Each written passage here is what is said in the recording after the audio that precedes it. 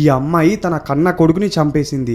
చంపడమే కాకుండా తన శరీరాన్ని ముక్కలు ముక్కలుగా కట్ చేసి తన మాంసాన్ని తినింది. ఈ దారుణమైన పని తను ఎందుకు చేసిందో తెలిస్తే మీరు డెఫినెట్లీ షాక్ అవుతారు. ఈ ఫోటోలో కనిపిస్తున్న అమ్మాయి పేరు హానా మొహమ్మద్ హసన్. తన వయసు 29 సంవత్సరాలు. తన భర్త నుండి విడిపోయి తన 5 సంవత్సరాల కొడుకైన యూసఫ్ తో కలిసి ఒంటరిగా ఒక ఇంట్లో ఉండేది. అయితే ఒక రోజు హానా వాళ్ళ అన్నయ్య యూసఫ్ ని చూద్దామని ఇంటికి వచ్చాడు.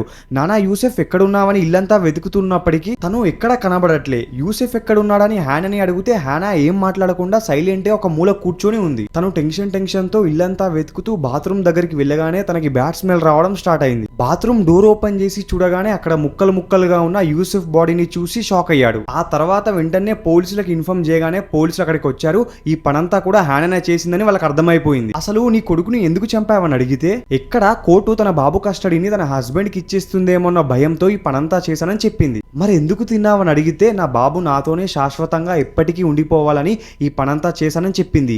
ఇదంతా విన్న పోలీసులు ఒక్కసారిగా షాక్ అయ్యారు. కోర్టు ఈ కేసుని డీటెయిల్డ్ గా స్టడీ చేసి తన మెంటల్ కండిషన్ బాగోలేక ఈ పనంతా చేసింది, తనకి జైల్ కాదు ట్రీట్మెంట్ అవసరమని చెప్పింది. ప్రస్తుతం తను అబాసియా మెంటల్ అండ్ న్యూరలాజికల్ హాస్పిటల్లో ఉంది. అండ్ ఇంకా ఇలాంటి క్రైమ్ స్టోరీస్ తెలుసుకోవాలి అంటే మన అకౌంట్ ని ఫాలో అయిపోండి.